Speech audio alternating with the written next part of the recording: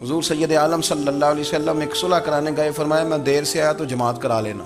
عصر کی نماز کا وقت ہو گیا، سیدنا بلال حبشی نے اقامت پڑھ دی، صدیق اکبر مصلی پہ کھڑے ہو گئے، اتنی دیر میں حضور بھی آ گئے۔ حضور آئے، صحابہ نے ہاتھوں پہ ہاتھ مارنے شروع کیے، اطلاع کر رہے ہیں کہ لوگوں حضور آ گئے۔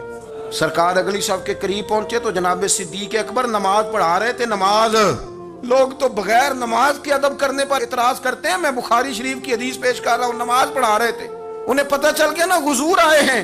حضرت صدیق اکبر نے ایک قدم پیچھے ہٹایا تو حضور نے فرمایا ابو بکر پڑھاؤ نماز۔ ہم نے آج تک یہی سنا ہے کہ حکم ہو جائے تو حکم ماننا، لیکن جناب صدیق اکبر 3 دفعہ حکم آیا پر پیچھے ہٹ گئے۔ حضور مصلی پہ گئے، نماز پڑھائی، سلام پھیرتے کہ ابو بکر میں نے جو 3 دفعہ کہا تھا نماز پڑھاؤ تو پڑھائی کیوں نہیں؟ حضرت صدیق اکبر رو پڑے، ہاتھ دونوں باندھ دیے، گھٹنے زمین پہ رکھ دیے۔ کیا جملہ ہے!